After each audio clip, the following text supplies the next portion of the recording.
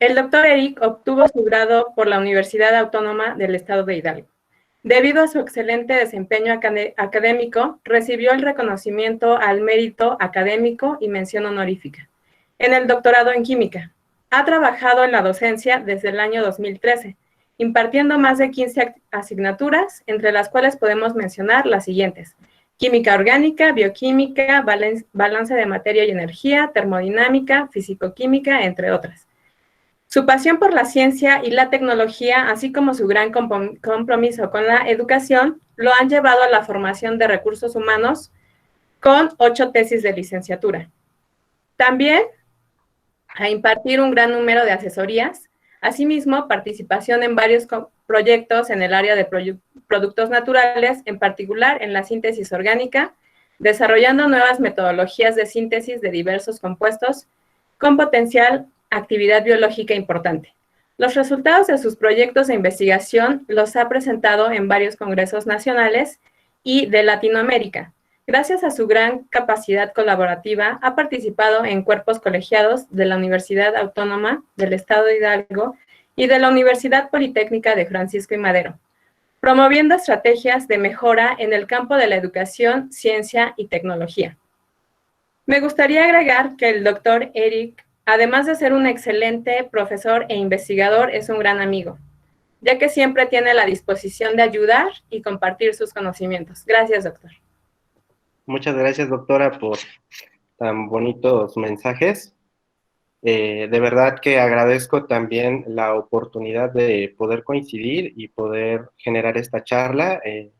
Indudablemente, en nosotros que disfrutamos mucho de la ciencia, me es muy enriquecedor tratar de compartir un poquito de lo que hacemos en nuestras actividades, entre el cuerpo de investigación al cual estoy adscrito, tanto en ambas instituciones educativas, y pues de las cuales creo que por fines académicos podemos mostrarles y hacer trabajos de divulgación pese a la situación que estamos viviendo de la pandemia.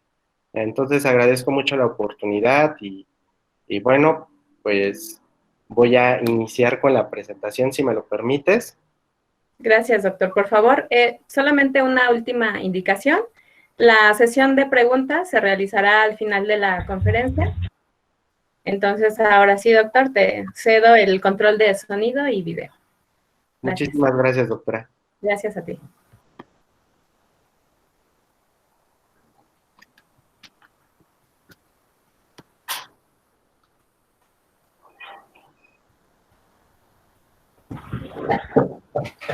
Hola, muy buenas tardes a todos. Pues ya me presentó la doctora Edith, yo soy el doctor Eric Zúñiga. En esta ocasión vengo a platicarles acerca de un proyecto de investigación que surgió en colaboración entre docentes del área académica de química y algunos docentes de la Universidad Politécnica de Francisco y Madero, en la cual tratamos de resolver una de las principales necesidades de la región del Valle del Mezquital. Como bien saben, toda esta región es pues ampliamente utilizada en cultivos de riego y pues una de las situaciones que compromete mucho el estado de salud de salud de las personas que trabajan en el campo es justamente el uso de fertilizantes, plaguicidas y aguas negras. Entonces, bien tratamos de desarrollar una alternativa viable, económica y y de alto impacto, sobre todo en esta región, para tratar de mitigar los efectos residuales en el ambiente a partir de ciertas alternativas que pudieran resultar viables. Para esto diseñamos un trabajo que se denominó evaluación de extractos de tabaquillo, que es una planta que abunda mucho en nuestra región, como repelente en adultos de gorgojo de maíz.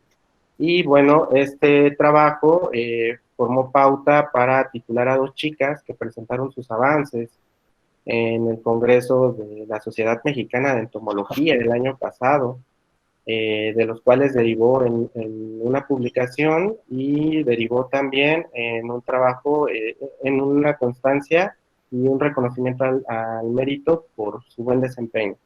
Entonces, mostraré el contexto de la presentación, iniciaremos con una breve introducción Hablaremos un poquito acerca de la importancia y obtención de extractos vegetales, discutiremos algunos resultados y realizaremos algunas conclusiones de forma general.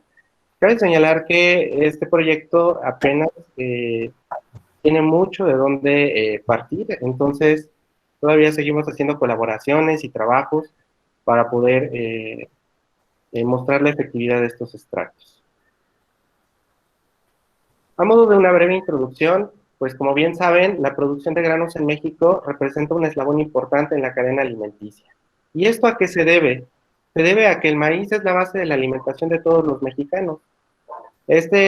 A partir del maíz nosotros pues obtenemos la tortilla y algunos otros productos como aceites y harinas que son indispensables en nuestra dieta.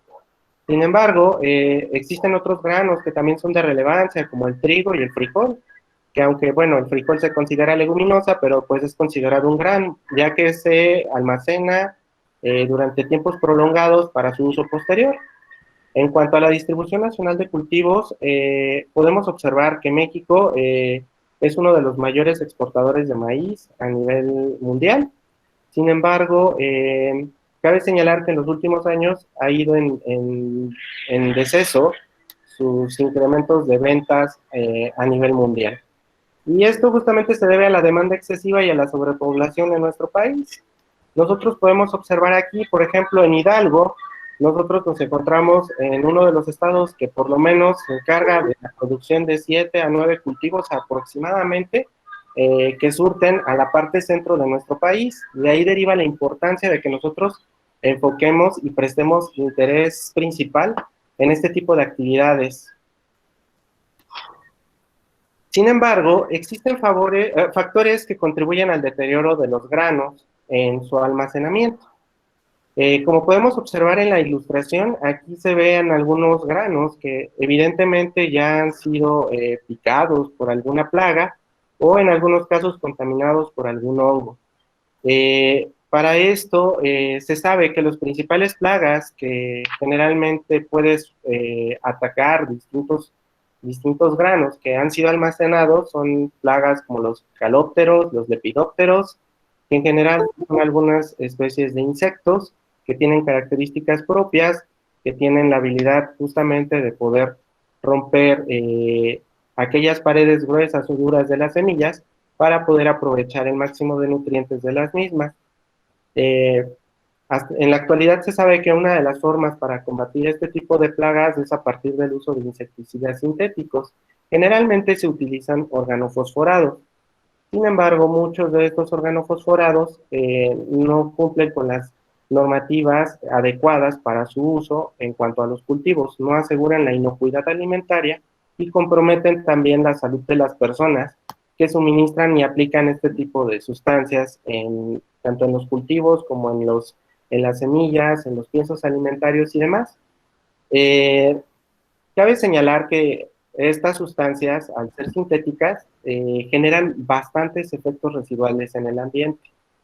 Su persistencia puede ser letal, dado que estos compuestos no se descomponen con mucha facilidad, pueden ser absorbidos inclusive por algunas otras especies vegetativas que se encuentran cerca de las zonas de cultivo o se encuentran cerca de los lugares en donde se almacenan estos piensos alimentarios. De ahí deriva la importancia de decir que cada vez se buscan estrategias que limiten o que frenen el uso de estas sustancias. Existen distintos métodos de control de plagas y dentro de los métodos podemos hablar de métodos físicos, químicos y biológicos.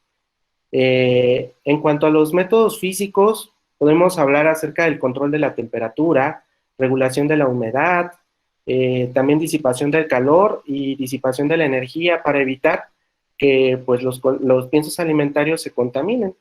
Generalmente para este tipo de control de plagas, pues generalmente utilizamos trampas o medios mecánicos que permitan inhibir el hecho de que alguna plaga o alguna fuente externa pueda decrecer la calidad nutritiva en los piensos que se almacenan.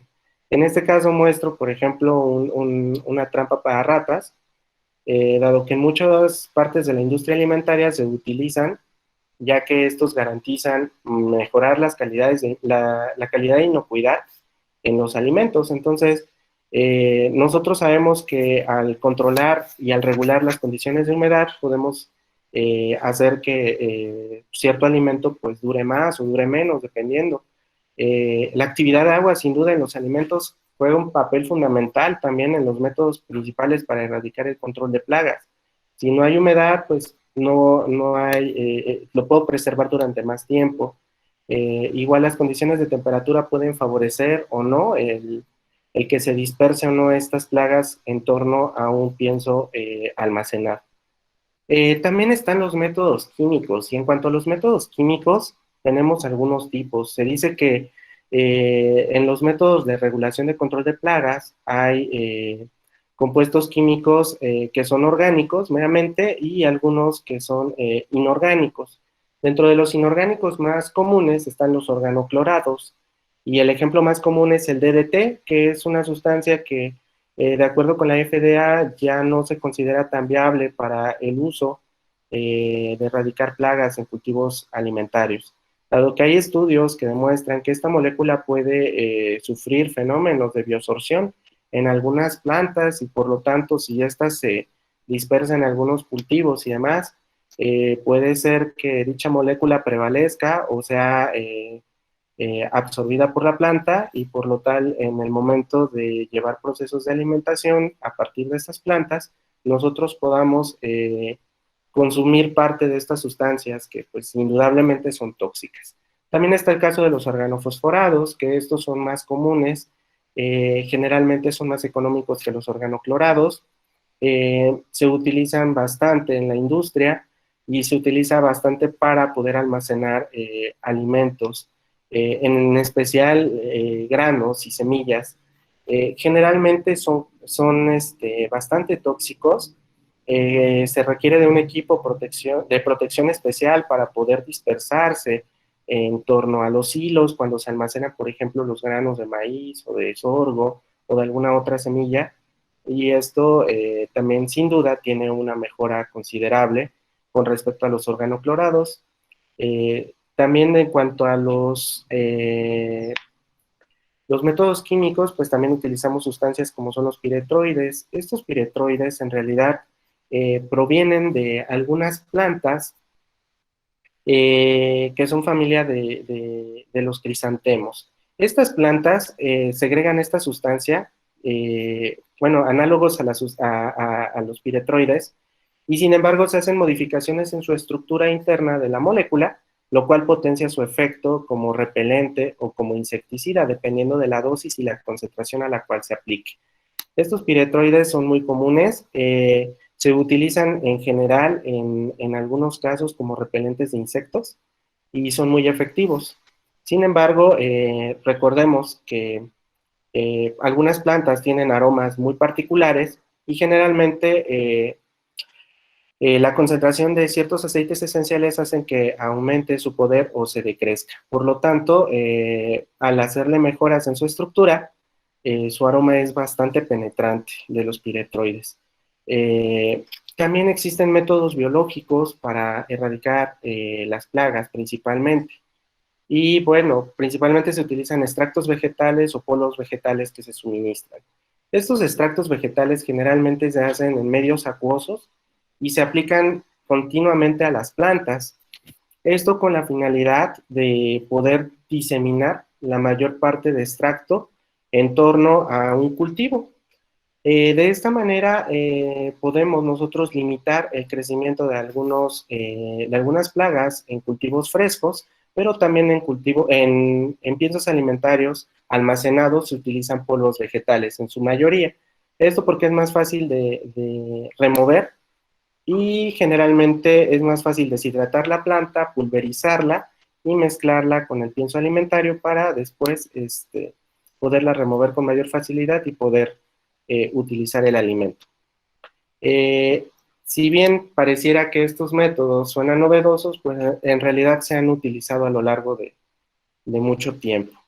Se sabe que en la época de los antiguos romanos, pues ellos utilizaban extractos de plantas que justamente los aplicaban como insecticidas para erradicar ciertas plagas en cultivos. Ellos proponían alrededor de 2000 plantas que tenían este efecto, y que justamente con ello establecían criterios que en la actualidad ya se conocen como técnicas de agricultura sustentable. Sin embargo, ellos fueron pioneros en implementar este tipo de estrategias. De hecho, utilizaban el romero, utilizaban el ajo, utilizaban la cúrcuma, la higuerilla y algunas otras plantas que generalmente podían mejorar sin duda, que podían inhibir el crecimiento de plagas y desarrollos en los cultivos. En la actualidad se sabe que el uso de insecticidas es especialmente frecuente en países que tienen mucha demanda de alimentos. Generalmente en Estados Unidos y en algunos países de la Unión Europea utilizan mucho los insecticidas para poder llevar a cabo la regulación de plagas en sus cultivos. Sin embargo, también se sabe que en la actualidad en países en vías de desarrollo crecen pues continuamente plantas que tienen potencial actividad biológica importante y que pues al final de cuentas los consideran como recursos renovables y son muy baratos, por lo cual tratan de fabricar insecticidas que puedan tener algún potencial específico para poder mejorar la calidad de sus cultivos. Cabe señalar que estos siempre los aplican en cultivos frescos y no en alimentos almacenados, dado que el agua de lluvia ayuda a remover con facilidad estos insecticidas y entonces estos insecticidas naturales y entonces obtienen pues el producto con una mucho mejor calidad al final de su proceso. Cabe señalar que la plaga lo que hace es aprovechar los nutrientes del alimento y entonces cuando nosotros quisiéramos hacer disposición de ellos, prácticamente ya no tendríamos ni inocuidad en el alimento, ni buena calidad nutrimental para un aporte energético que dé alguna relevancia para quien lo consuma. También se sabe que dentro de los extractos más utilizados como insecticida, se han hecho estudios con ajo, con higuerilla y con la gobernadora, que son tres plantas endémicas, bueno, no endémicas, pero muy comunes en México. En el caso del ajo, se extrae la alicina y el disulfuro de alilpropilo, que son los principios activos que en muchas ocasiones se encargan de erradicar las plagas. Sus olores, que son muy fuertes, hacen que algunos insectos en el momento de atacar algún cultivo en fresco, cambien sus propiedades organolépticas de la planta y por lo tanto ya no disfruten o tengan la misma sensación de saciedad al alimentarse de la misma, por lo tanto pues simplemente se aísla o se ahuyenta de la misma planta. En el caso, por ejemplo, de la higuerilla, se utilizan los aceites de laricina y ricina, que estos a su vez contienen un montón de metabolitos, los cuales también se encargan de enmascarar el sabor de ciertos alimentos y cuando alguna plaga intenta alimentarse de los alimentos, pues ya no les resulta atractivo y por lo tanto ya no empieza a consumirlo. Al igual que por las resinas obtenidas de la gobernadora, tampoco ha mostrado efectividad. Hay muchos estudios acerca de esta planta. Se utiliza a libre demanda. Y uno más que también se utiliza mucho es la ortiga. La ortiga en algunos pueblos indígenas, sobre todo de la zona sur de Puebla, lo utilizan al ponerlo a secar en sombra, después lo pulverizan y lo ponen a hervir con agua, generan una solución que posteriormente aplican a las plantas de cualquier tipo para evitar y reducir el control de plagas, no solamente en cultivos, sino también en plantas de ornato y demás. Bien, esta es una parte bien importante de cómo se investigan las plantas. Y yo pongo cómo se investigan las plantas medicinales, porque al final de cuentas, cuando tienen actividad, nosotros podemos correlacionar y hacer el mismo experimento. En este caso, surge todo a partir de una investigación etnobotánica. Se supone que nosotros como investigadores recurrimos a ciertos lugares en donde pues la disposición de medicamentos o donde el atraso tecnológico y la disposición de recursos es limitado, ¿no? Entonces llegamos y platicamos directamente con los pobladores, qué es lo que hacen para poder curarse ante ciertas enfermedades. En ese sentido, pues ellos en muchas ocasiones pues nos comentan de las plantas que ellos utilizan como remedios caseros. Ellos nos indican específicamente qué parte de la planta es la que nosotros podemos utilizar, si va a ser las hojas, el tallo, el fruto, las semillas, la raíz.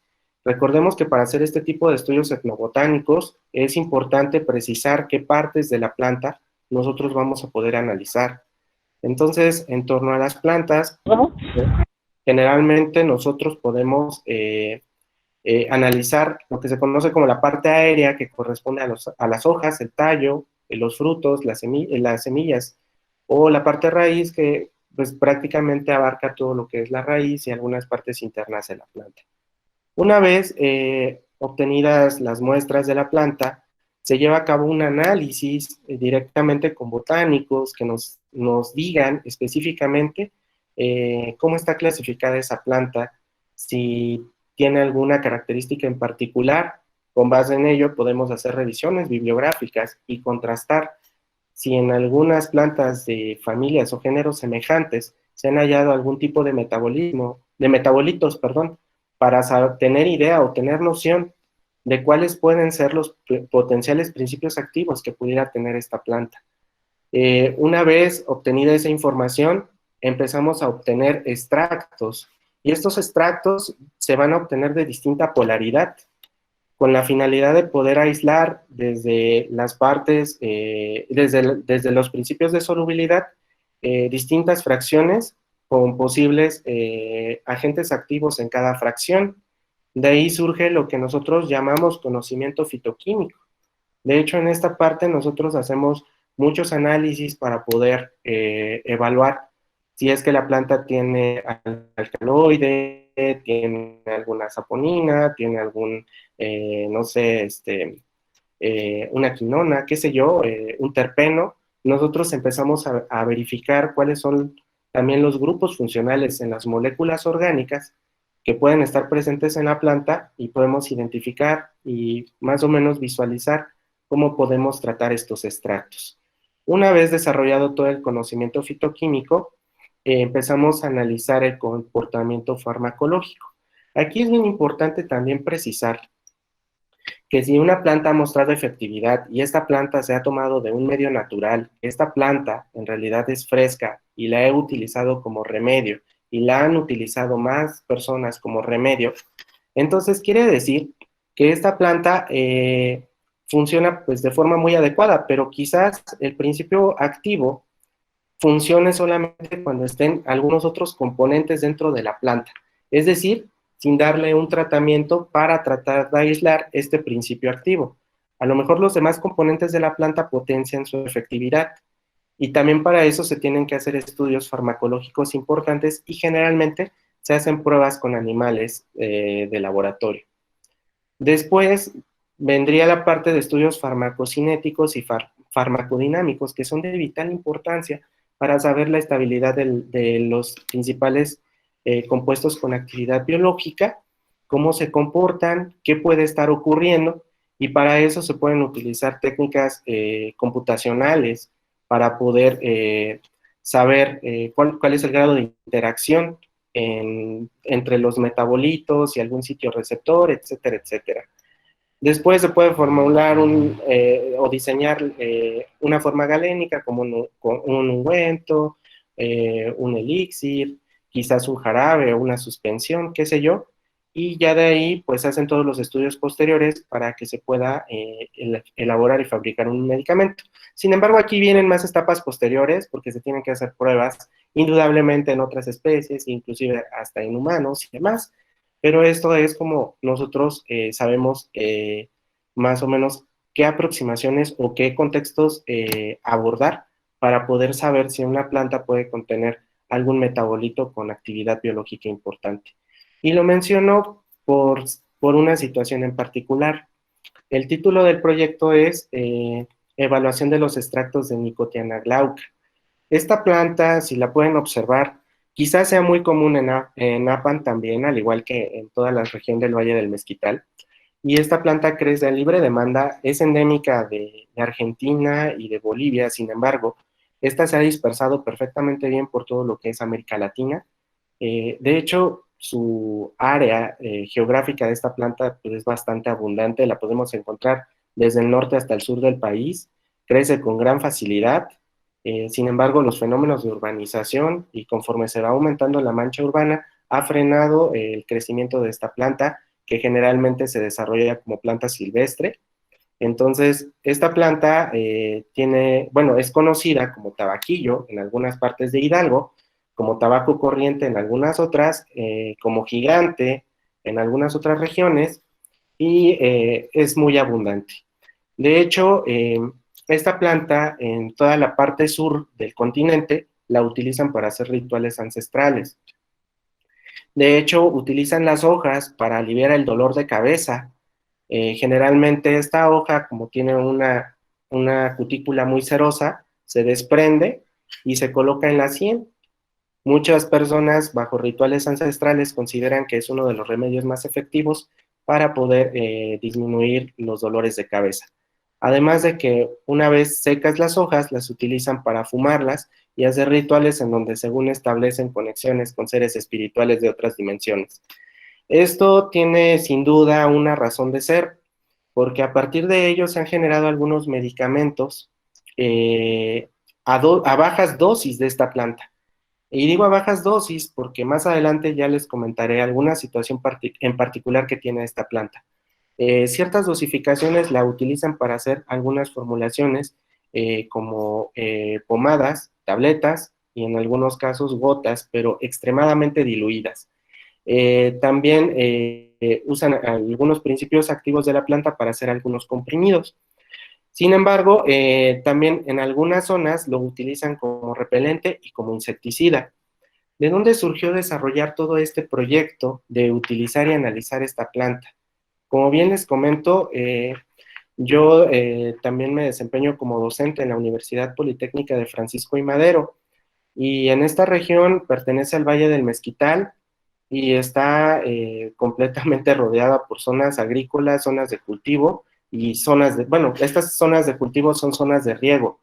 En realidad, muchas de las personas que siembran calabaza o que siembran maíz o que siembran algunas otras especies vegetales, eh, tratan de acumular el máximo de plantas de esta especie para colocarlas alrededor de la milpa cuando hacen el corte de la flor de calabaza o el corte de la calabaza, debido a que su aroma no le hace atractivo a los insectos que lleguen a empezar a depredar las zonas de cultivo.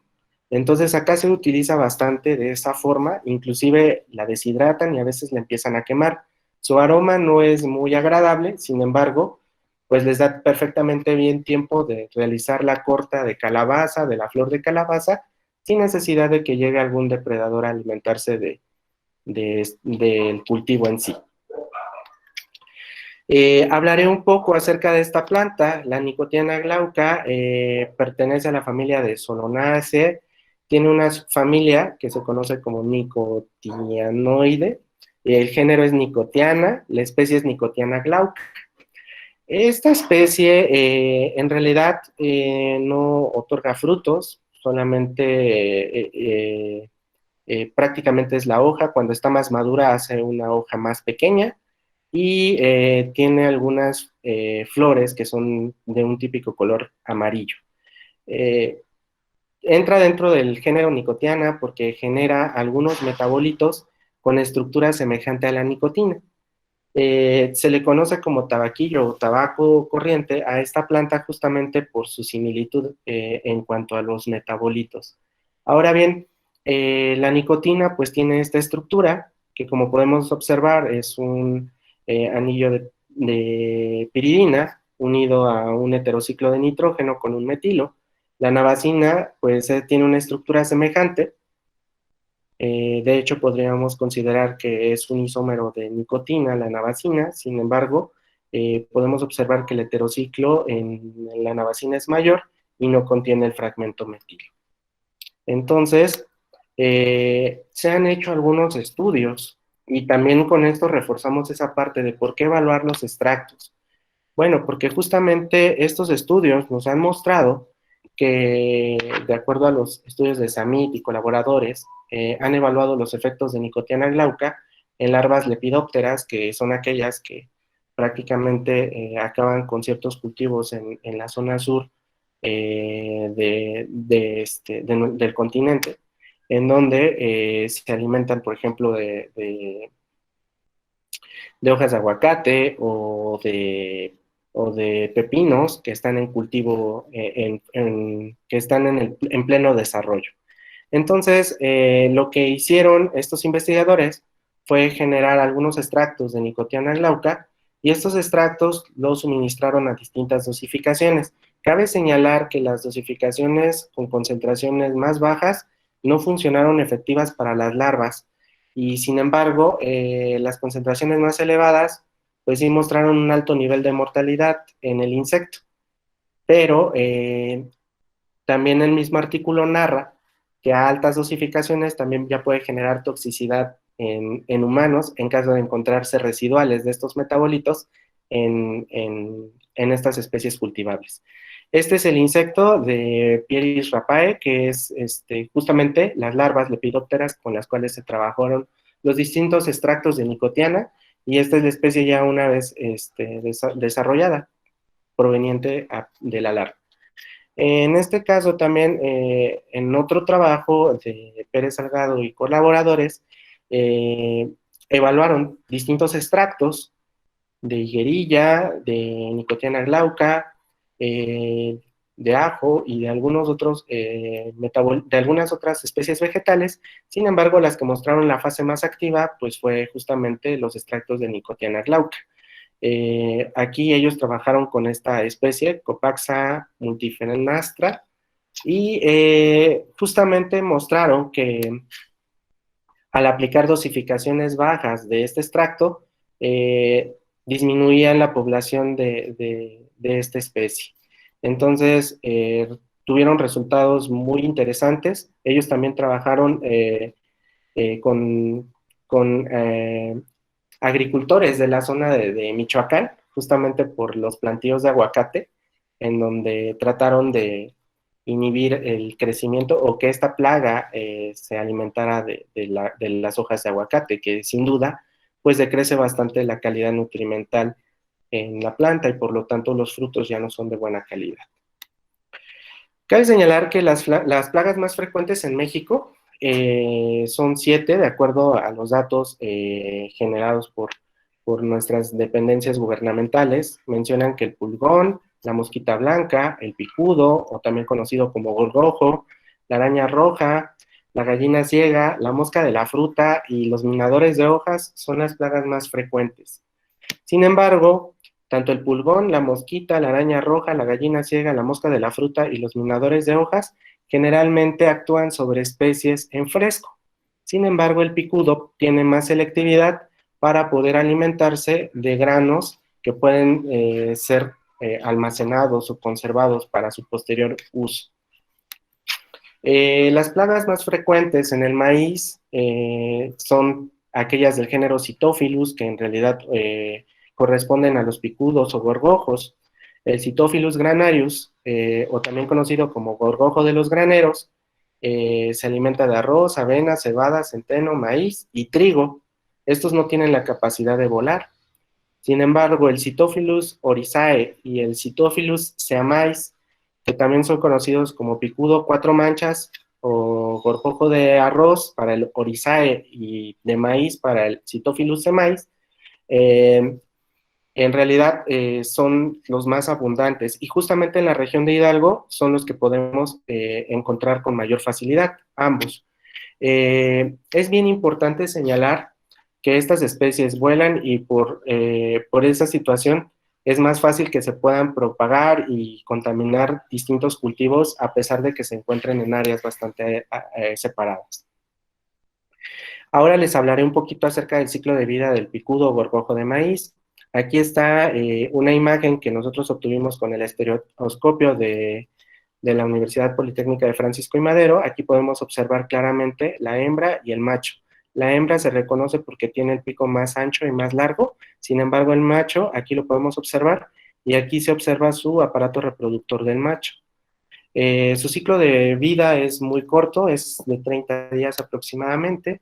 Inicia con la etapa de huevecillos o huevo, en donde pues apenas este tipo de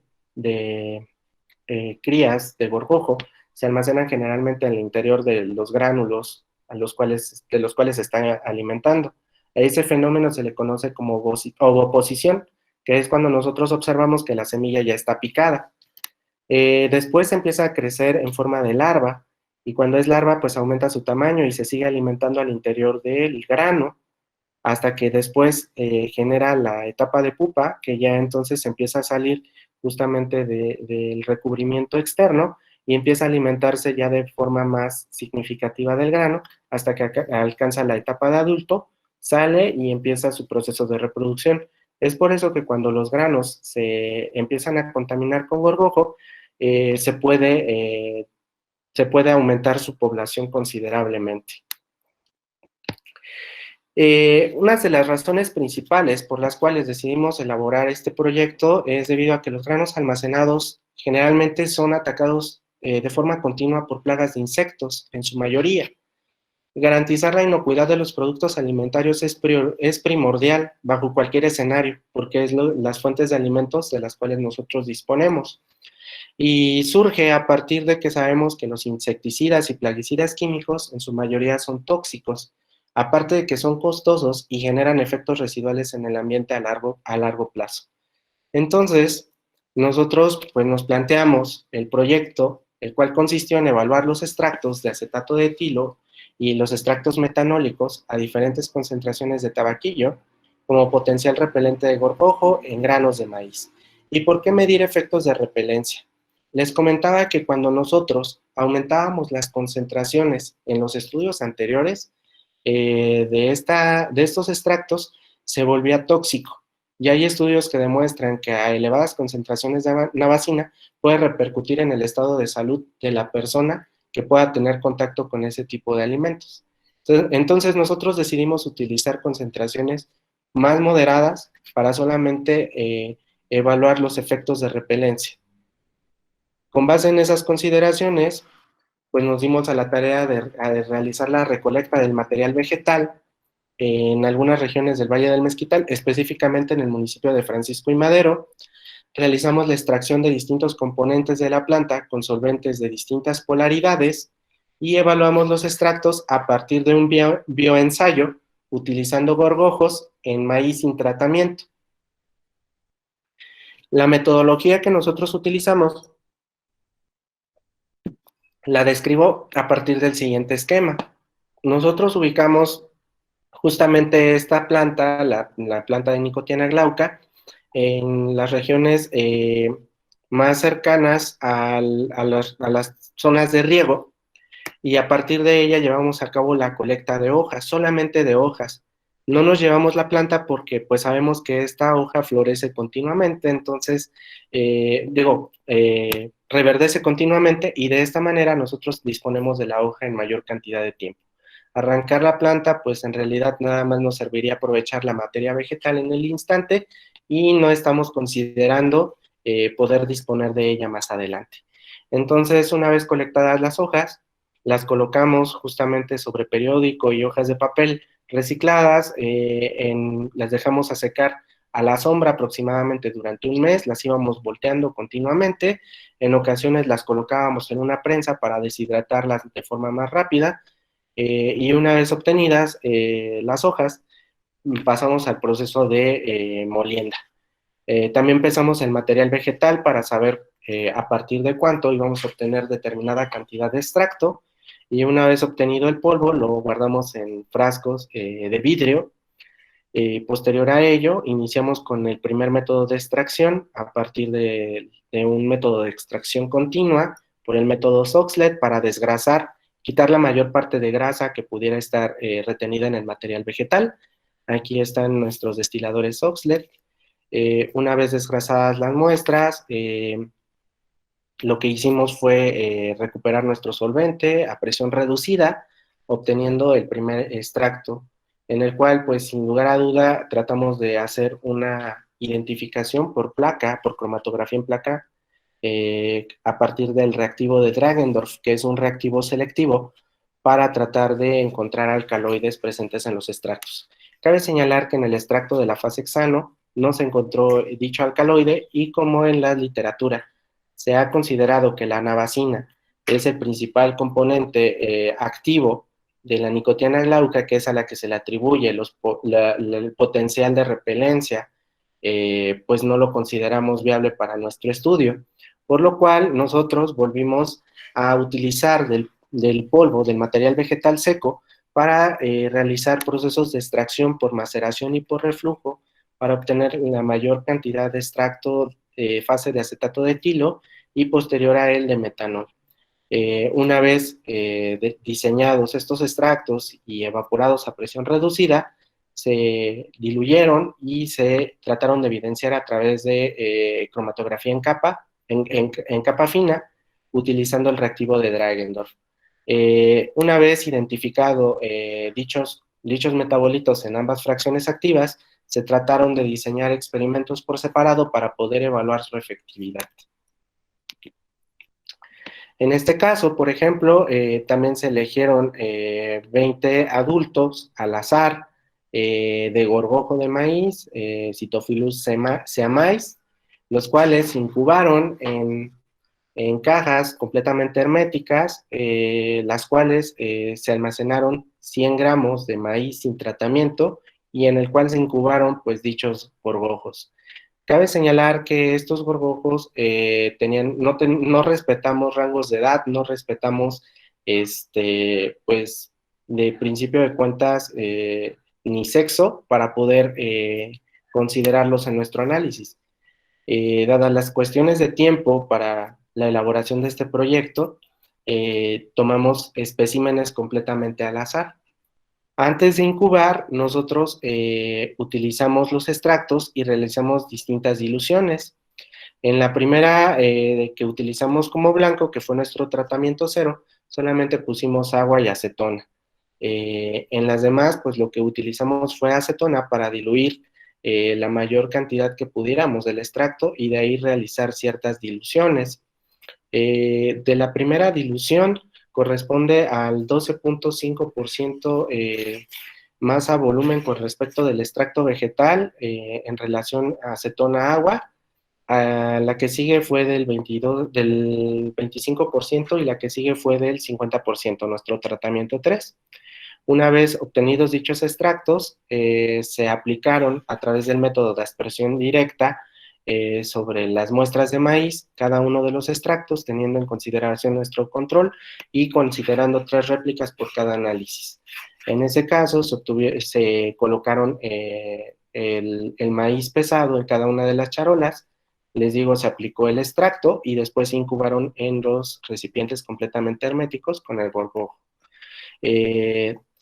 Una vez teniendo en consideración estos aspectos, nosotros colocamos cada una de las muestras de análisis en cada una de las charolas, las cuales fueron perforadas con agujas hipodérmicas para poder generar el intercambio de oxígeno, de aire, del interior al exterior de las cajas de muestra, y se realizaban periodos de evaluación continua cada 12 horas durante 30 días, que es el periodo aproximado de vida del gorgojo en cada uno de los tratamientos.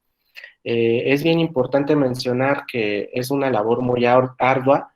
Yo en mi experiencia nunca había trabajado con insectos. De la parte química me encanta, pero esta parte se me complicó un poco porque pues al abrir cada caja tenemos que considerar tener especial cuidado de que no se nos vaya a fugar algún insecto.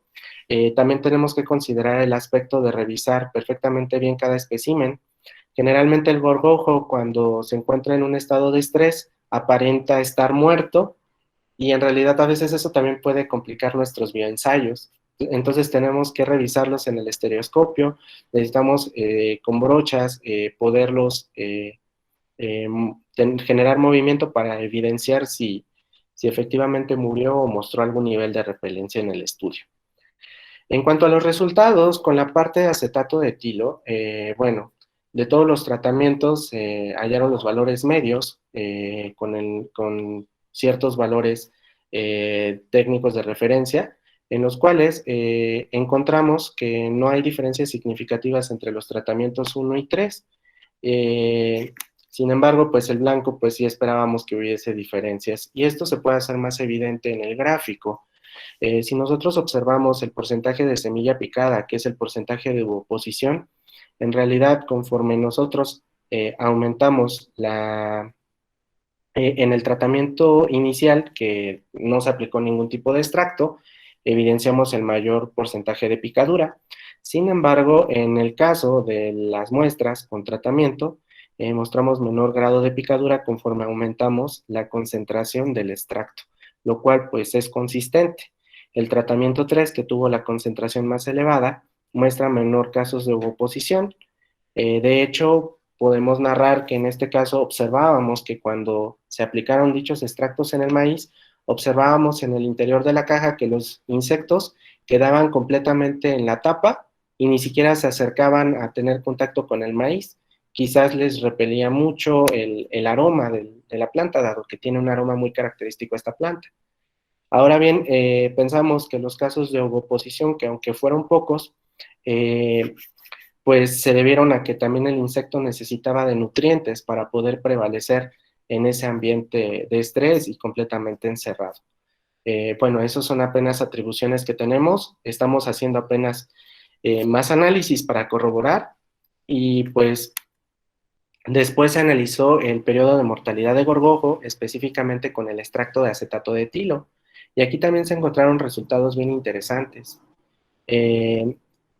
Aquí, por ejemplo, con el tratamiento 1, pues sí hubo mortalidad, pero pues la cual también se puede asociar también a que no consideramos la edad del gorgojo, prácticamente los tomamos completamente al azar. Nosotros podemos evidenciar que prácticamente tampoco hay diferencias significativas entre el tratamiento 1 y 3 en cuanto a los niveles de mortalidad. Entonces, vemos que al final del tratamiento, pues prácticamente todas las especies no sobrevivieron. Entonces, tenemos datos bien importantes porque quizás a las dosificaciones que nosotros aplicamos no estábamos midiendo repelencia, sino más bien estábamos midiendo el parámetro de mortalidad en estos insectos, y para lo cual tenemos que trabajar con dosificaciones quizás más bajas. En cuanto a los resultados con metanol, también encontramos que aquí es un dato bien curioso. El porcentaje de semilla picada indudablemente en el tratamiento 1 tendría que ser mucho mayor. Sin embargo, conforme aumentamos la concentración, aumenta también el efecto de picadura. Esto también se puede atribuir a los otros metabolitos que pueden estar presentes en la fase activa del metanol, para lo cual ahorita en esta etapa nos encontramos realizando distintas cromatografías a los extractos metanólicos para poder evidenciar qué otras sustancias activas pueden estar presentes en dicho extracto que a lo mejor inhiban la toxicidad de la anabacina, que también está presente. Por eso resulta interesante analizar esta parte. Y de hecho llevamos buenos avances antes de que la pandemia diera lugar, y pues todavía nos quedamos con algunas muestras de material vegetal que sin lugar a duda tenemos que continuar una vez que nos permitan regresar a los laboratorios. También cabe señalar que en los niveles de mortalidad, pues también se muestra menor nivel de mortalidad en el tratamiento 0, mientras que en los tratamientos 1 y 3 se muestran también niveles de mortalidad un poquito más elevadas. Entonces también tenemos que jugar un poco con las dosificaciones de estos extractos, pero de primera mano ya garantizamos que sí puede tener potencial efecto biológico a partir de este bioensayo. De manera general, para concluir, pues la metodología utilizada para el bioensayo resultó eficiente como repelente de gorgojo, tomando en cuenta que a mayor concentración de dilución se encuentra una mayor efectividad y por lo tanto se acepta la alternativa planteada antes mencionada. En cuanto a la mortalidad, no se mostraron diferencias significativas en algunos casos entre el testigo y los tratamientos al hacer las pruebas de Tukey respectivas. Sin embargo, pues también tenemos que considerar algunas discrepancias con respecto a la parte del extracto, que es lo que también les comentaba. Estadísticamente quizás no hay diferencias, sin embargo, también es bien puntual marcar que hemos encontrado algunas fases activas en la fase metanólica que pudieran tener actividad biológica bien importante. En cuanto a las perspectivas, ya estamos trabajando con algunos doctores de ICSA que se encargarán de hacer los ensayos clínicos de toxicidad para determinar sus valores de IC50. También vamos a empezar a analizar la parte raíz y vamos a caracterizar los metabolitos secundarios presentes en la fase de metanol, que si bien les mencionaba pueden tener algún interés biológico importante, sería interesante tratar de caracterizarlos y tratar de proponer algunos mecanismos que pudieran estar sucediendo en cuanto a disminuir quizás la toxicidad en la navacina. No quisiera concluir sin antes agradecer a todas las personas que me han servido como apoyo para desarrollar este proyecto de investigación, investigadores de la Autónoma, específicamente de ICPI, el doctor Óscar Rodolfo Suárez Castillo, a quien le tengo un gran aprecio, la doctora Miriam Meléndez Rodríguez, que fue mi directora de tesis doctoral y que toda la vida se ha encargado de apoyarme, la doctora Maricruz Sánchez Zavala, quien ha sido una gran investigadora, un gran apoyo, una gran amiga, a los doctores de UPEFIM, algunos doctores de UPEFIM, en especial al doctor Jorge San Juan Lara. Él es entomólogo, él me ha ayudado bastante en el desarrollo de este trabajo, a la química Francisca Vélez Velázquez, que pues es la laboratorista y que siempre nos apoyó en estar atrás de los chicos cuando pues teníamos que estar trabajando en la revisión de tesis, en dar clases, en asesorías y demás. Algunos colaboradores que, bueno, el químico Jorge Alberto Velázquez Martínez, el doctor Claudio Alonso Díaz Cruz, la doctora Rocío Yanelia Aguirre Toledo, los cuales están en el SICA, en Saltillo, que también a distancia hemos tratado de colaborar y de apoyarnos para sacar adelante los proyectos de investigación que tenemos. Y a las alumnas, en realidad, a Esperanza García García y a Mayra Nayeli Ángeles Pérez, quienes desarrollaron todo este proyecto, quienes fueron a presentar este proyecto en el Congreso de la Sociedad Mexicana de Entomología. Y bueno, eso sería todo de mi parte. No sé si hay dudas o preguntas o algún cuestionamiento respectivo acerca de lo que les acabo de comentar. Espero que les haya gustado la charla. Doctor, muchas gracias. Excelente presentación. Gracias por compartirnos tu proyecto de investigación en uno de los cuales estás colaborando o trabajando directamente. Y también, chicos, ahora se abre la sesión de preguntas. Entonces pueden hacerla a través del chat o directamente si pueden abrir su cámara, su audio. Entonces, estamos listos. Adelante, chicos, siéntanse con toda la confianza de preguntar. En verdad que me es muy placentero tratar de compartir, pues, las líneas de investigaciones que se están desarrollando en ambas instituciones y de verdad agradezco la oportunidad, doctora Edith. Gracias. Creo que tienen una pregunta. Sí, estamos ahí con Alain. Noy, si quieres abrir tu audio, por favor.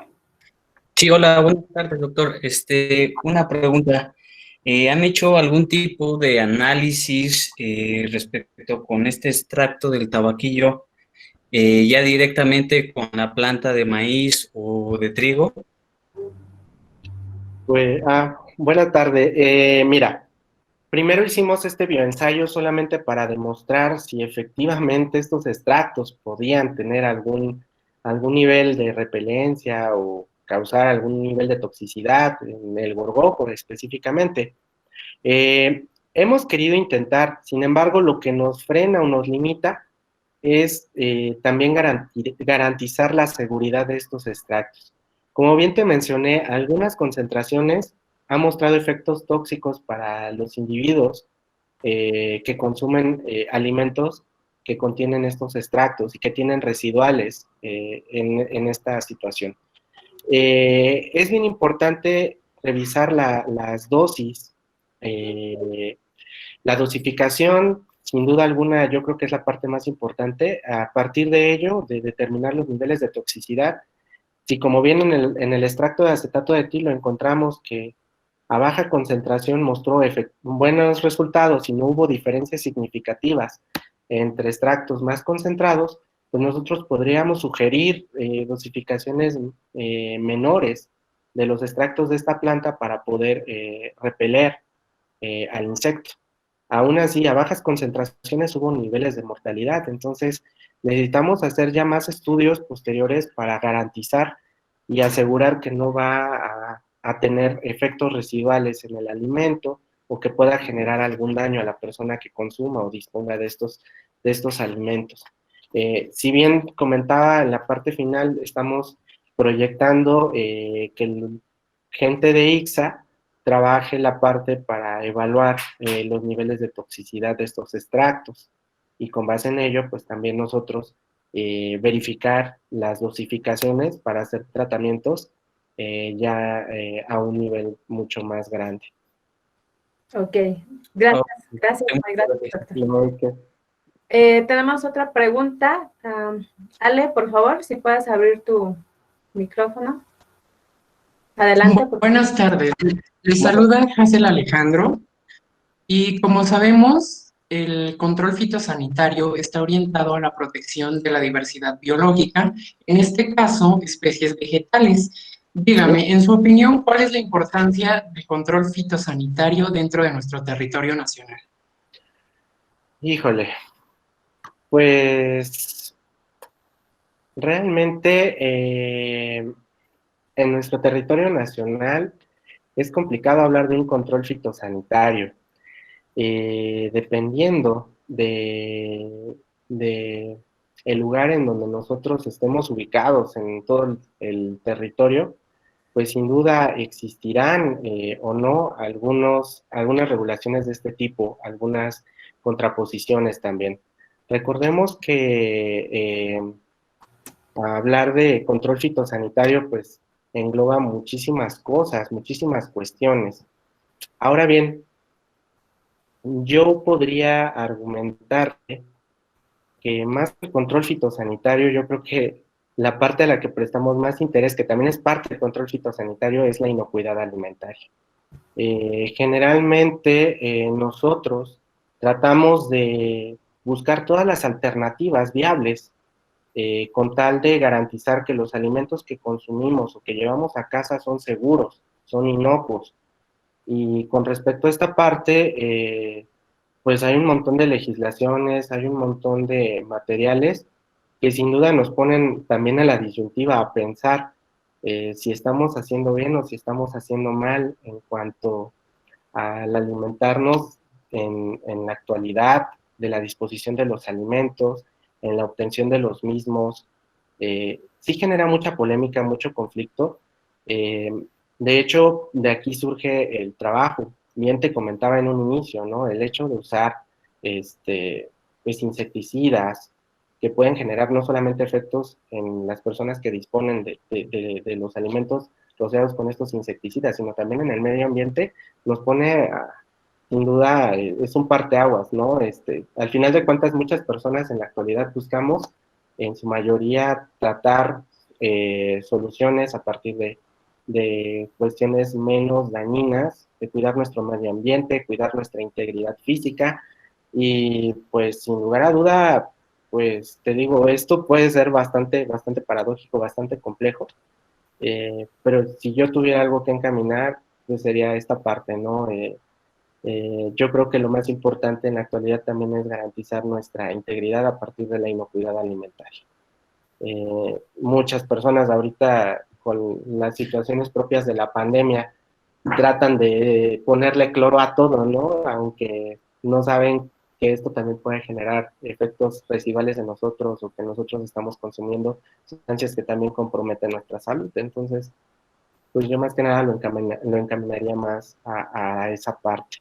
No sé si con eso también respondo en parte tu pregunta. Yo sé que tu pregunta es bastante amplia, pero pues no sé, no quisiera enfatizar más. Gracias, Ale, gracias, doctor. Acá tenemos una pregunta por parte del doctor Justo Fabián. Por favor, si puede abrir su micrófono. Doctor. Sí, claro. Claro, bueno, antes que nada felicitar al doctor Eric, muy interesante la plática y creo que es un muy buen hecho trabajar con esto, ya que pues sabemos que nos estamos, como se menciona coloquialmente, acabando al planeta, y el utilizar recursos naturales para generar insecticidas y que no sean tan dañinos para el ser humano y para el planeta en general, creo que es una actividad muy loable y muy de alabar, así que antes de mi pregunta, permítame felicitarlo de nuevo. Gracias. Y bueno, mi pregunta ahora sí al respecto es, como sabemos o como he leído yo, no sé si estoy en lo correcto igual, una de las características de la hoja del tabaquillo es que puede incrementar la cantidad de agua causada por la condensación de las espesas neblinas en los bosques donde se da. Entonces mi pregunta es si este efecto no iteraría un poco, digamos, las propiedades insecticidas sobre el gorgojo, no afectaría este hecho del incremento de la condensación del agua por las neblinas espesas o por cualquier aspecto. No sé si influiría al respecto. Yo supongo que sí tiene que influir. La verdad, les soy muy honesto, yo esta parte no la conozco del todo. No, me he metido un poco a la parte de biología. Sin embargo, lo que generalmente la teoría de productos naturales nos indica es de que dependiendo también de la región en donde se obtenga el material vegetal, pues puede tener indudablemente características diferentes a estas mismas especies que crezcan bajo otros climas, bajo otros contextos, quizás en algunas regiones donde esta planta sufre estrés hídrico, puede ser que produzca mayor concentración de algunos metabolitos o menor concentración también de los mismos. Entonces, esto, pues, sin lugar a duda, también sería algo interesante que estudiar. Inclusive, a lo mejor, si esta planta se desarrolla, a lo mejor, como bien lo mencionaba, en lugares en donde pudiera generarse este fenómeno, pues también sería cuestión de analizarlo, revisarlo, si esto sin duda llevará a un aumento, un decrecimiento quizás de la concentración de alguno de los metabolitos en la planta. De hecho, sin puede ser que sí, digo, de hecho, por ejemplo, las personas que se dedican a la ciencia agropecuaria me comentaban en alguna ocasión que, por ejemplo, los picantes que se siembran en temporal y que se siembran en riego, los que se siembran en temporal al sufrir estrés hídrico tendrían una mayor concentración de capsaicina. Los que se siembran, por ejemplo, según en riego, pues tendrían una menor cantidad. Eso hace que un picante esté más picoso que otro y probablemente a lo mejor estos efectos que pues también se traducen en actividad de agua, al final de cuentas en la planta, pudiera generar la presencia o el aumento de alguno de estos metabolitos. Sí sería algo que sería interesante revisar. Te digo, yo con respecto a esa parte ya más específica, no estoy muy involucrado, pero le agradezco mucho el comentario y pues ahora lo consideraremos como una parte que justamente podría ser o dar pie a revisar, ahondar más en este tema. Muchas gracias. Gracias, doctores, por la pregunta y respuesta. También tenemos pregunta, gracias, de Gracias. Isela, por favor. Isela, ¿estás por ahí? Sí, hola doctor, muy buenas tardes. Hola doctora, buenas tardes. Bueno, mi pregunta es un poco específica. ¿Qué los llevó a orientarse simplemente en el gorgojo y en el maíz? Y también hablaban un poco acerca de Copaxa multifenestrata. Entonces, mi pregunta va enfocada así, ¿por qué escogieron especialmente esas especies de insectos? Y si también se puede ocupar esta misma planta para repeler otro tipo de insectos, otro tipo de plagas en diversas plantas. Ok. Pues mira, la verdad nosotros, y te voy a ser muy honesto, nosotros utilizamos al gorgojo porque es una de las especies que se encuentran presentes prácticamente bajo cualquier ambiente. Aparte es muy persistente, aparte su ciclo de reproducción es muy rápido, es muy fácil disponer de esta especie y de alguna manera eso también nos facilitaba el estudio. Cabe señalar que estas chicas que ya estaban para titularse en la Universidad Politécnica se tiene una política muy diferente a la autónoma. El alumno que quiere realizar un proyecto de investigación solamente dispone de 4 meses. Entonces, estas niñas iniciaron primero con un proyecto justamente de repelencia, pero con el polvo. Pero el polvo no resultó ser nada efectivo, entonces tuvimos que cambiar la alternativa y como bien sabemos, las personas que nos encargamos de realizar esta parte apegada a las ciencias, pues estamos limitados y tenemos que buscar estrategias y alternativas para poder cumplir con los objetivos a mediano, corto y largo plazo, y entonces decidimos utilizar los extractos. Los extractos, pues en realidad fueron sencillos de obtener. La planta, pues como sea, ya la teníamos deshidratada, y entonces nos pusimos a trabajar, y pues a trabajar sobre el gorgojo, pues es más sencillo. Como bien te mencionaba, es muy fácil disponer de él. En las otras especies solamente cité artículos que me ayudaron a reforzar esta idea. Digo, si se utilizaron con algunas otras especies, que también son consideradas como depredadoras en algunos cultivos vegetales, y específicamente te comparto, en el caso de, ¿cómo se llama? Se me olvidó el nombre. De las larvas, estas directamente atacaban árboles y frutales y plantas de ornato. Entonces hicieron estos estudios para hacer las evaluaciones, y al igual que en el otro caso, en el caso del proyecto, no recuerdo con la especie también con la que se... con Multipaxa, bueno, con esta especie, en realidad era también para inhibir el crecimiento, no inhibir, repeler más bien, repeler. Sin embargo, a bajas dosificaciones mostró un buen factor de respuesta comparado con otras plantas que también se utilizan para repeler insectos, que evaluaron higuerilla, evaluaron ajo, evaluaron algunas otras, y pues fue la que mostró mejores resultados. En ese caso, pues nos hizo suponer que pues al utilizar esta planta, pues íbamos a obtener también nosotros buenos resultados, íbamos a obtener resultados que pues sin duda íbamos a contrastar para pues consolidar un buen trabajo y a lo mejor dar pauta y darle continuidad.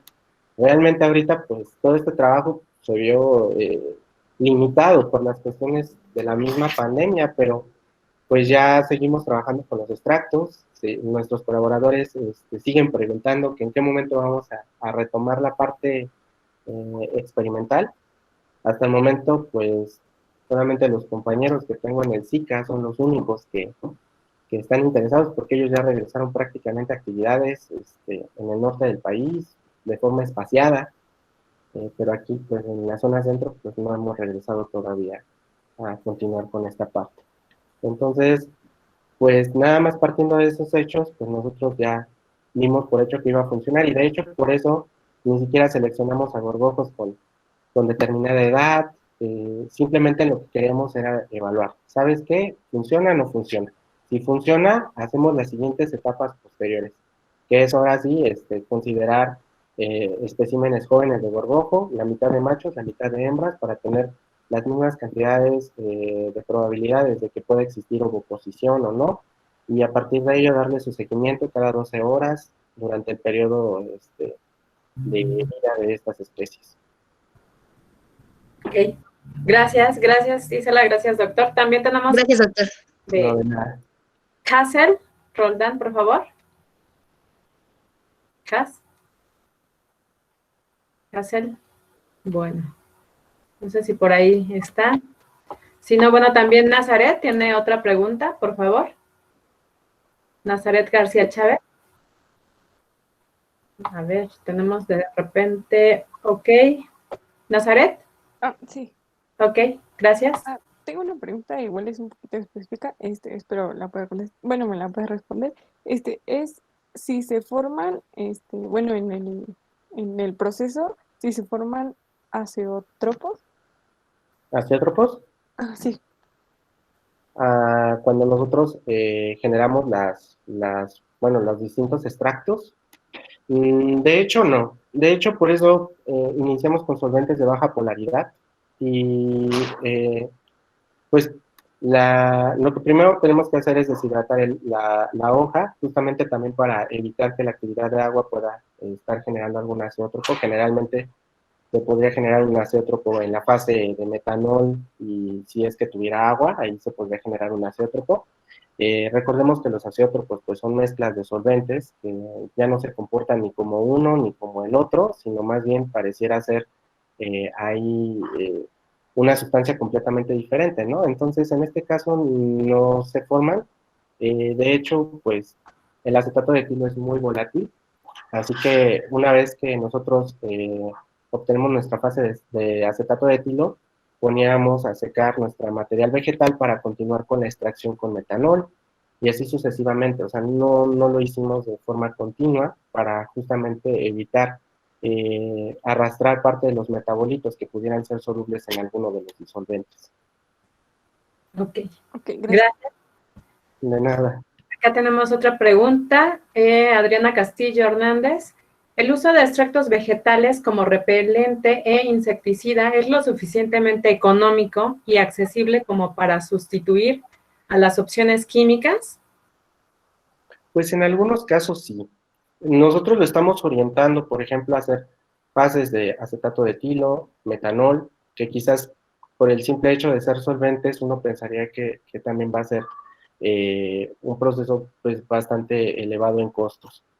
Pero recordemos que pues para poder mejorar la viabilidad de esta situación, una vez obtenidos los extractos, quizás los podamos preservar y almacenar, y si es que resultan ser solubles en agua, utilizarlos como forma de extractos acuosos, lo cual sin lugar a duda, al utilizar una pequeña cantidad en una dilución, pues al aplicarlo pues reducirías costos.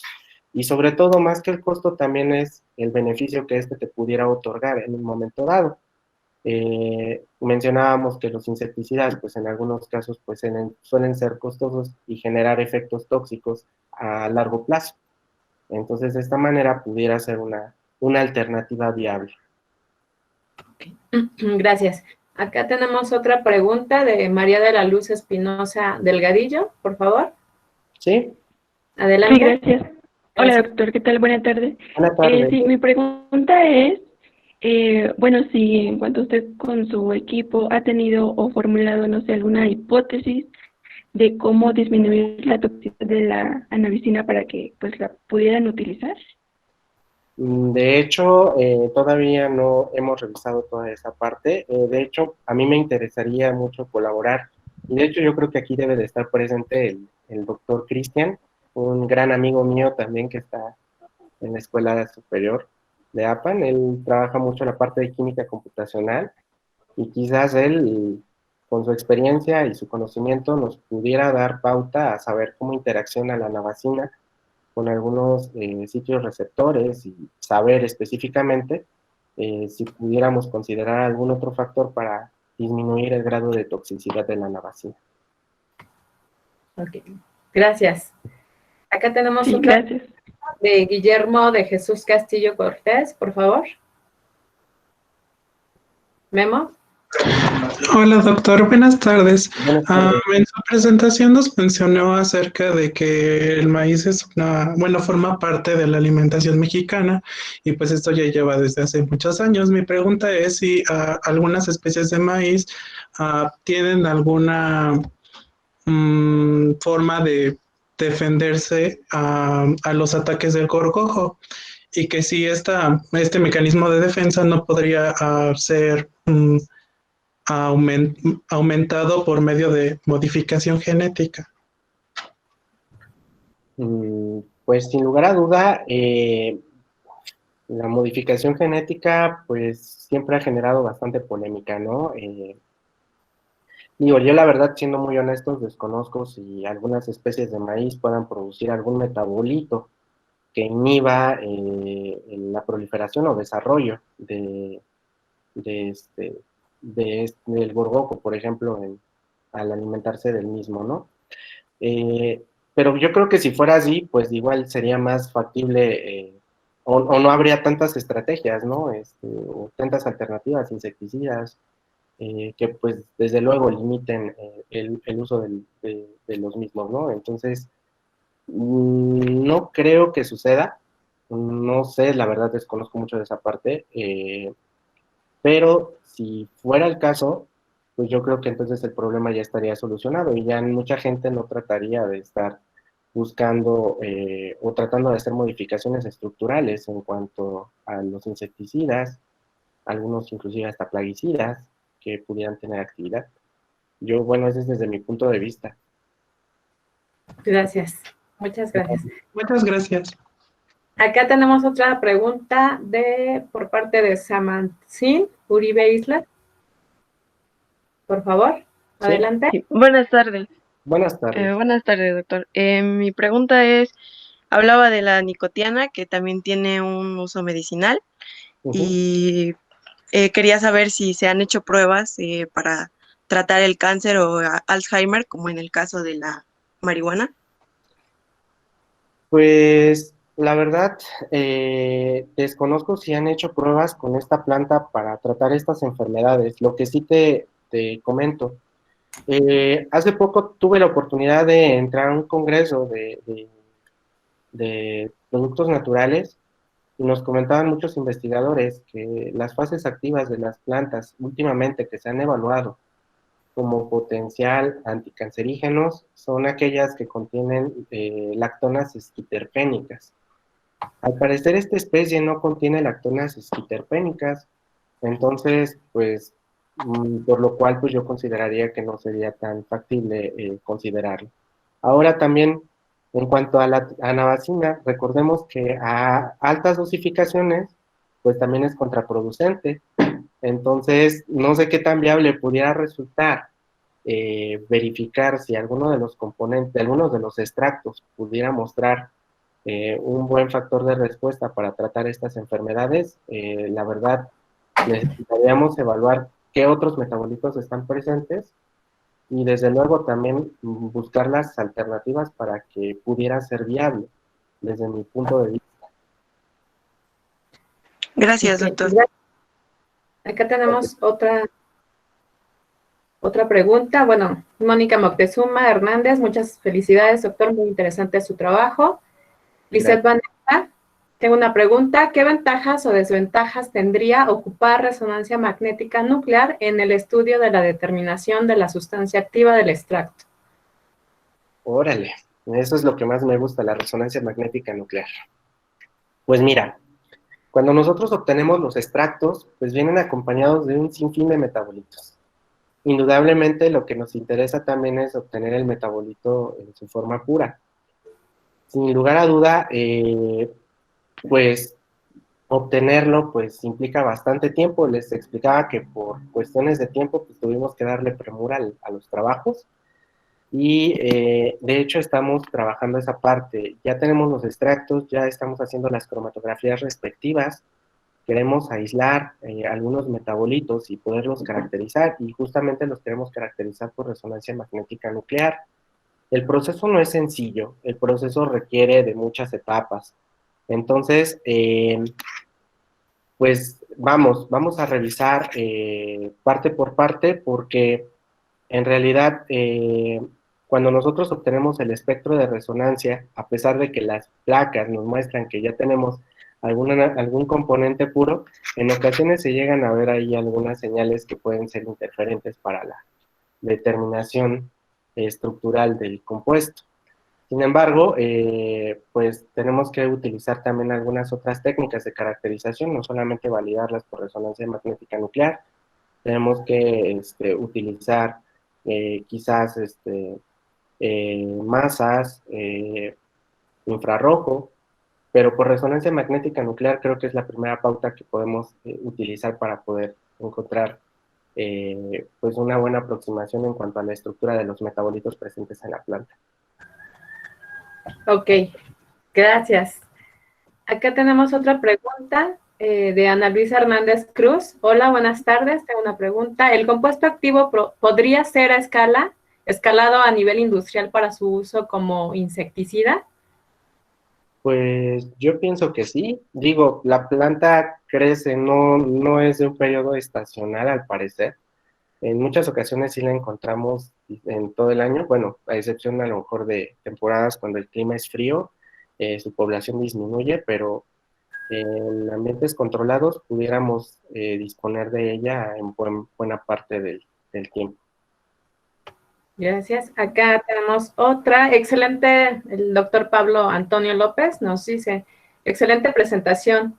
¿Por qué no purificar e intentar el compuesto activo? E identificar el compuesto activo, por ejemplo, con IR o RMN. ¿Cuál suponen que es el compuesto que actúa del extracto? Pues, de acuerdo a los reportes que hemos revisado en algunos otros artículos, se le atribuye el componente activo a la nabacina. La nabacina, pues como bien mencionábamos, tiene una estructura semejante a la nicotina. Y bueno, de hecho, pues estamos justamente en la parte, le digo, de las cromatografías de los extractos para poder aislar indudablemente la nabacina. Y bueno, algunos otros principios activos que pudieran estar contenidos en los mismos extractos.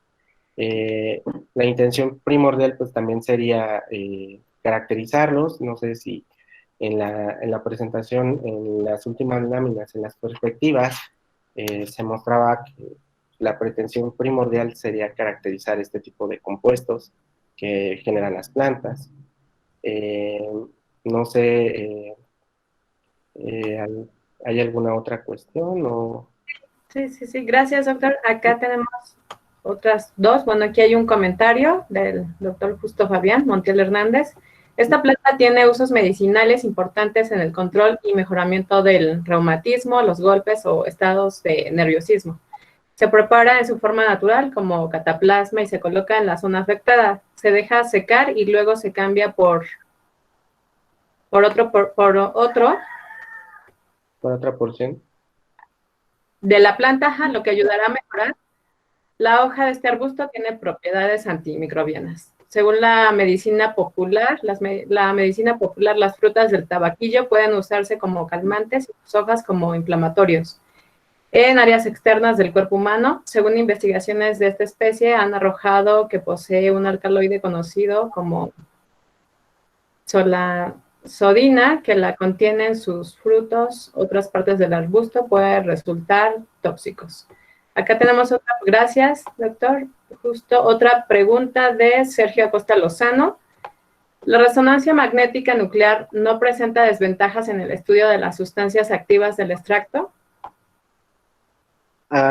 Si pudiera ser más específico, ¿en qué tipo de desventajas? Porque, por ejemplo, si es caracterización estructural, pues, salvo la estereoquímica, que pues quizás no pudiéramos establecer los criterios para saber cuál es la estereoquímica absoluta del metabolito o de los metabolitos que puedan estar presentes.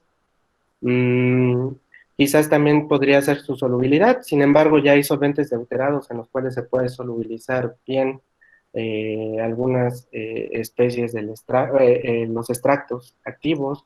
La caracterización sí puede ser un tanto complicada, pero pues para eso también se adoptan ciertas metodologías. De hecho, no se recurre a la resonancia normal. Básicamente recurrimos al análisis estructural por resonancia magnética nuclear bidimensional, utilizando algunas situaciones que pudieran dar pie a conocer cómo es la estructura del compuesto en sí. Okay, gracias. Acá tenemos otra pregunta de María de Jesús Galindo Aguilar. ¿Cómo estaría relacionado el extracto del tabaquillo con la ingeniería en tecnología de frío? ¿Hay alguna? Es que también tenemos tecnología del frío. De acá no sé qué tan relacionado esté, siendo muy honestos, digo, la verdad, pues mis alumnas que presentaron este trabajo eran ingenieras agroindustriales y trabajamos en colaboración con gente de agrotecnología y ciencias agrícolas. Pues ahí sí se relaciona bastante bien, bastante bien. Yo creo que en tecnología del frío, pues quizás no, pero pues digo, al final de cuentas, al ser pláticas de divulgación, yo creo que tiene como todo, ¿no? Su interés, su mérito, y pues digo, también a lo mejor después considerar, revisar qué trabajos hacen las personas que están en tecnología del frío podría resultar interesante. A lo mejor pudiera surgir alguna colaboración, qué sé yo. Sí, acá también tenemos otra. Gracias, doctor. También tenemos como invitado al doctor Raúl Román, que es está en el área de tecnología del frío, entonces podríamos trabajar algo con él. Almadelia Aguilar Arroyo nos dice, ¿cuál es la duración promedio de uso en plantas? ¿Una dosis sería necesaria o cuál sería la forma de aplicación? Pues, de hecho, dentro también de las perspectivas al determinar su IC50, necesitamos verificar la estabilidad del metabolito. ¿Cuánto tiempo podemos almacenarlo? Así como bajo qué condiciones pudiéramos verificar y disponer del extracto en la mayor parte del tiempo. Son estudios que sin duda se tendrán que hacer a la larga para poder garantizar y saber esta situación. Digo, en nuestro estudio solamente se aplicó una sola vez, 2 mililitros por cada tratamiento, y eran diluciones, como bien lo comenté, a distintas concentraciones. Solamente se mostró los resultados a los 30 días, sin embargo, en los nuevos estudios que se están diseñando, pues vamos a ver si en los procesos de ovoposición las especies que se almacenaron adentro de las semillas puedan prevalecer, por lo tanto vamos a duplicar el tiempo del bioensayo y con base en ello también verificaremos en qué momento observamos que ya no es efectiva la dosificación que se suministró ante los tratamientos. Eso como parte posterior para saber si efectivamente puede mostrar buenos niveles de repelencia también al pasar el tiempo. Gracias, doctor. Y la última, nos hizo tarde, bueno, tenemos dos, no sé si las leemos, doctor. Adelante. Ok. Bueno, ¿qué cultivos están, Jorge Miguel Cova nos pregunta, ¿qué cultivos están relacionados directa o indirectamente con la obtención de metabolitos para fármacos específicos, para enfermedades crónicas como las antes mencionadas? Bueno, sin lugar a duda, y como bien lo mencionaba, el hecho de que una planta muestre actividad, pues ya nos hace pensar que probablemente ya sea actividad biológica importante, ya sea para tratar de curar algún síntoma o aliviar alguna afección, también pudiera, sin lugar a dudas, tener efectos en algunas otras especies. Entonces, estas pautas, por ejemplo, ahorita lo que nos mencionaba justamente el doctor Justo con su comentario acerca de la planta, muchas cuestiones concernientes a la planta, a la botánica y demás, no estoy muy involucrado directamente. Yo, como bien lo mencionó la doctora Edith, mi perfil es, soy doctora en química. No sé qué tan bueno y malo sea a la vez, porque como que nos incluyen en todas las áreas, simplemente por tratar de dar buenos aportes. Y lo bueno de la ciencia es que somos multidisciplinarios. En ese sentido, te puedo decir que algunas plantas con usos medicinales y tradicionales también se ha tratado de buscar evidencia de que pudieran tener estos mismos efectos como insecticidas o como repelentes. En algunos casos ha funcionado. Hay una planta que estaba estudiando justamente el doctor Martín de la Autónoma, que tiene algunas propiedades antiinflamatorias. Sin embargo, algunos extractos, algunos metabolitos que contienen algunos de los extractos que mostraron las fases más activas, también ya las está analizando para ver si puede medir algunos efectos de repelencia justamente en algunos especímenes. Ha tenido buenos resultados. Ya no conozco mucho acerca de su proyecto, pero en este caso te podría decir que sí hay casos en donde tanto la planta puede tener un uso medicinal, tanto también poder favorecer algún otro uso alternativo. Y bueno, son trabajos sin duda que suelen ser muy interesantes. Okay, gracias. Y la última, doctor, ¿es posible el uso de insecticidas para detener la reproducción de estas plagas sin alterar a la planta de manera directa? De hecho, sí leí algo acerca de esta parte. Sí hay algunos insecticidas que solo limitan o no se sienten en condiciones propensas para la reproducción y por lo tanto sí se limita su abundancia. Sí existen insecticidas de este tipo. Sin embargo, también recordemos que el uso de insecticidas pues es costoso y bueno, en algunas cuestiones pues también hacer este tipo de análisis o este tipo de estudios pues nos dan pauta a también proponer algunas otras alternativas. De hecho, justamente la intención en nuestro caso pues no es como tal utilizarlo como insecticida el extracto, más bien como repelente, y justamente a bajas concentraciones obtuvimos buenos resultados.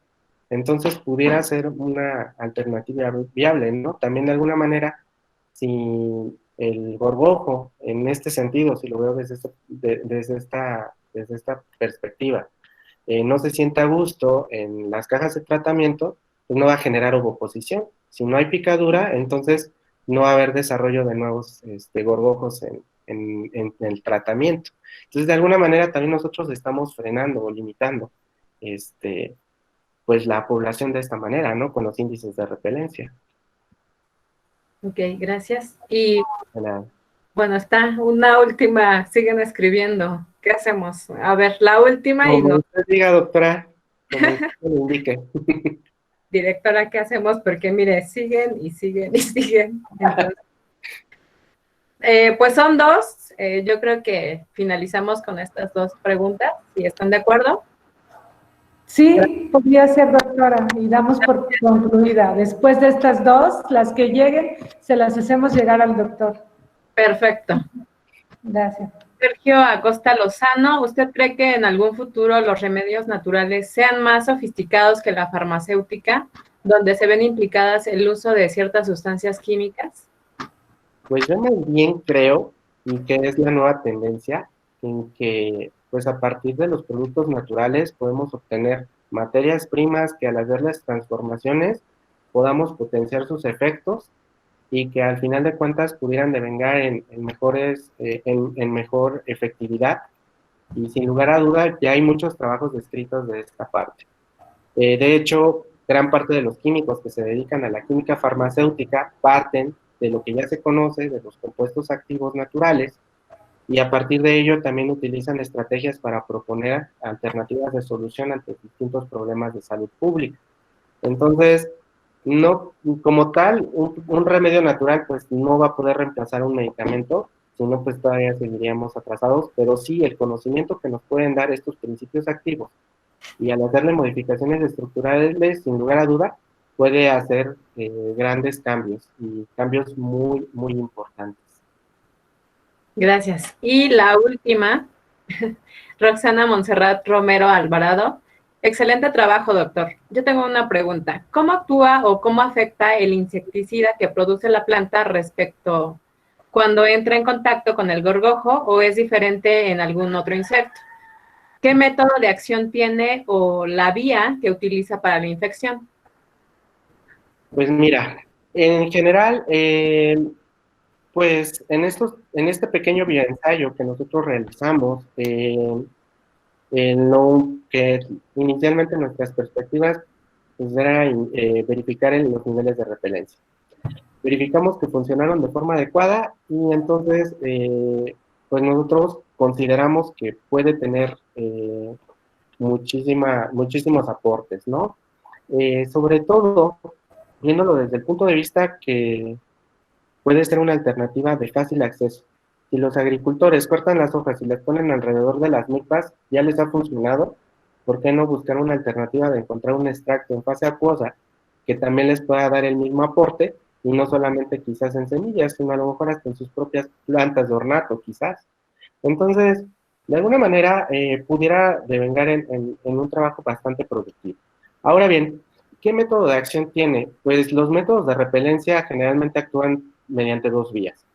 El método de repelencia inicial es cuando el insecto se siente en estrés debido a que no puede, digamos que sus receptores bioquímicos no se sienten atraídos hacia el alimento. Y esto se debe justamente también al aroma que genera el extracto, o le podemos atribuir en cierta medida al aroma del extracto. Otra manera para poder evidenciar que esto no sucede es quizás porque también modifica las propiedades organolépticas de las partes externas del grano. Es decir, si el insecto al empezarse a alimentar del grano de maíz ya no considera que tiene un sabor agradable, simplemente va a dejar de consumir. Entonces, estos son como que los mecanismos de acción más rápidos para indicar los sistemas de repelencia. La vía para la infección, bueno, más bien sería para la propagación del gorgojo, mencionaba que empiezan a masticar el pericarpio, que es la parte más externa del maíz, y entonces empiezan a adentrarse para poder dejar sus huevecillos en el interior de la semilla. Estos huevecillos a su vez se incuban dentro del grano de maíz, y es cuando nosotros observamos que el grano ya está picado. Entonces eso sería como el mecanismo general. Ok. Excelente ponencia, doctor Eric. Gracias por participar en nuestra celebración del 7º aniversario. Y ahora cedo el micrófono a nuestra directora, ingeniera. Muchas gracias, doctora Edith. Muchas gracias por esta participación en la conferencia como moderadora. Excelente trabajo y también como pues por haber hecho la gestión para que esta tarde pudiera estar con nosotros el doctor Eric.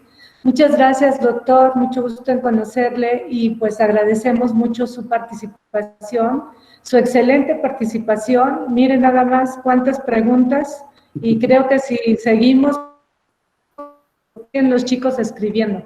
Eso habla de que despertó un gran interés este tema. Me pareció de suma importancia para los alumnos de Ingeniería en Biociencias y de verdad que es un trabajo excelente el que usted ha hecho. Yo estoy de acuerdo con usted en que hoy por hoy una de las importancias es siempre buscar la inocuidad de los alimentos.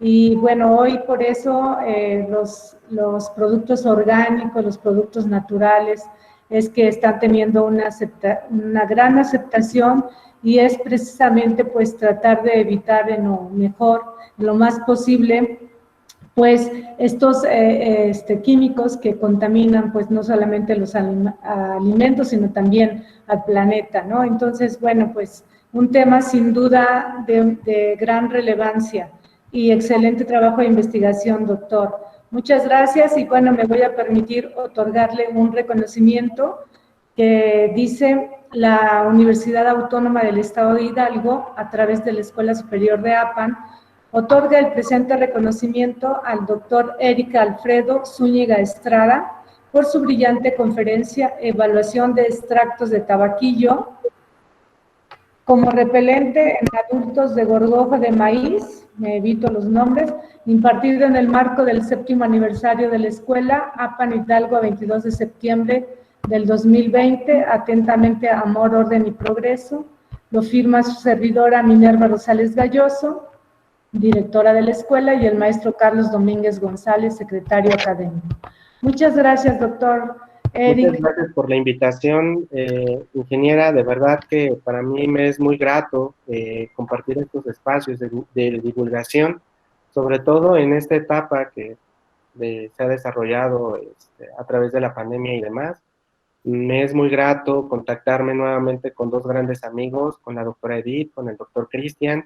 En verdad que me resulta bastante interesante las preguntas que surgen. Eso habla muy bien de la calidad de los estudiantes de la Escuela Superior de APAN. De verdad, tiempo nos hace falta. Yo sé que hay otras actividades y demás. Si hay mayor grado de interés por este tipo de temas, con toda confianza, a través de la doctora Edith o del doctor Cristian, podemos ponernos en contacto quizás para colaborar más adelante y hacer trabajos con algunas otras líneas de investigación y desarrollar nuevo material.